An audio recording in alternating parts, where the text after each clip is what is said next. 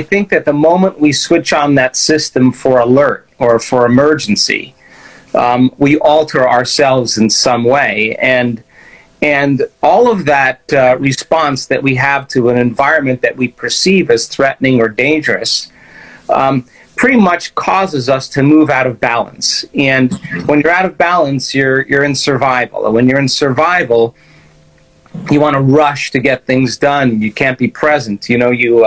You believe everything that equal to the feeling of fear or hostility, because information is relevant to you in that emotional state. So teaching people then that they have some type of control over that sympathetic response, that emergency system that switches on, is preparing you for something you can't predict, something that you can't control.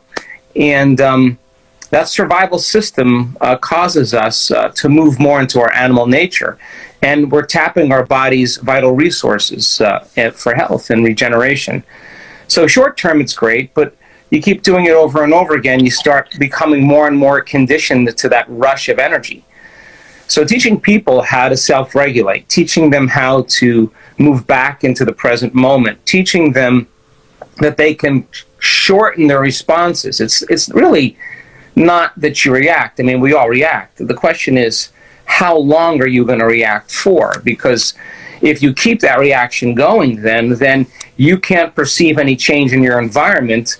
You won't have any ability to heal. So you become more affected by your environment. So simple process of getting back into the present moment, self-regulating, trading that fear for some other emotion. That's doing the work and Right. the practice, and that's what we should be doing, because now we have energy to heal. We have energy for growth and repair. We have energy to create now, and we're not losing energy now. We're gaining energy. That signals the immune system, as we talked about, and that's what causes T cells to make antibodies and antigen, the immunoglobulins that fight antigens, and now your internal defense system can take care of the micro world where there are attackers, and you have energy to heal. And your immune system, as we said, is always combating viruses and bacteria. And if you're less responsive to your environment emotionally, then you're less responsive to your environment physically. And people just need to know the information, because that empowers them to begin to make different choices. And now that you know, you can apply knowledge and make a different choice, demonstrate a different behavior, create a new experience, and that new experience creates a new emotion. Wow, then all of a sudden now you start learning new things, and you start stepping away from your old self, and that's what you want people to do. Biology changes. We've done research on gratitude, and it's very interesting, because when something's happening to you, or something just happened to you that's favorable, you feel this feeling of gratitude. Its signature emotionally means something just happened to you, or something is happening to you.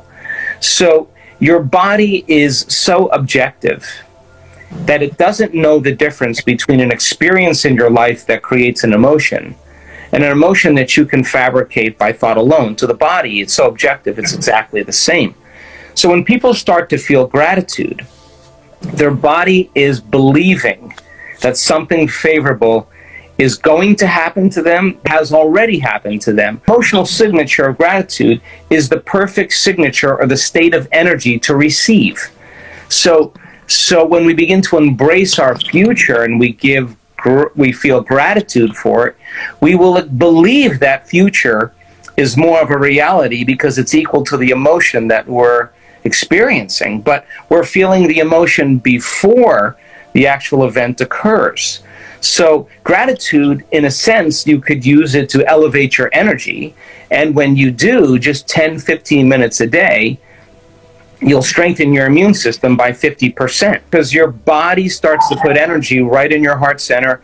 And there's a gland in there that we talked about in your show called the gland that has an endocrinological aspect and an immunological aspect. And it begins to signal chemicals that tells your T cells, strengthen. You got energy to modify and create more receptors for anything coming out. And now your inner environment is doing that, and your T cells make these antibodies, these immunoglobulins that are the body's natural flu shot. It's proteins that protect cells, especially immune cells. And now you have an internal army, an internal order that will be greater than the environment. And now you have strength, and you, from a suggestibility standpoint, you only accept, believe, and surrender to thoughts equal to your emotional state. So if people are in fear, then the information that comes in equal to fear, they will begin to resonate with or relate with because it's equal to that emotion. So they'll accept the information, they'll believe the information, they'll surrender to the information without ever analyzing it. Yeah. And that programs us into certain limited behaviors. So then when you feel gratitude, the thoughts that you think, the dreams that you create, that you demonstrate, you begin to feel the future. Now something else happens. You start creating a huge change in the information, and you program your autonomic nervous system to program your body to become that future. And people are doing it. So you can change everything in your environment, and if you're still unhappy, the unhappiness is the emotion that is the dominant emotion that's keeping certain genes expressed. Your body's believing it's in the same environment because you haven't changed. So, but you put a person in the environment and they're thinking differently, they're acting differently, they're feeling differently, they're changing their state. Yeah, theoretically, you'll begin to express new genes and they'll upregulate and make different proteins. And the problem with some of the placebo studies is that when people healed, 50% of them healed from Parkinson's disease, when they returned back to their lives, all the symptoms came back because they were reacting to the same environment with the same neural circuitry and the same emotional state. And how you think and feel is your state of being. So they return back to their old self again, and the emotion caused them to move back into the same gene expression. Well, there's no new information that's coming in because you're in the same. The same emotion means your body's believing it's in the same environment that's creating the emotion. So it's the environment that signals the gene, but the internal environment of your body is still the environment around the cell. So what signals the gene and the cell is the emotion. So the emotion is information coming through your senses from the environment, and that's what selects and instructs the gene.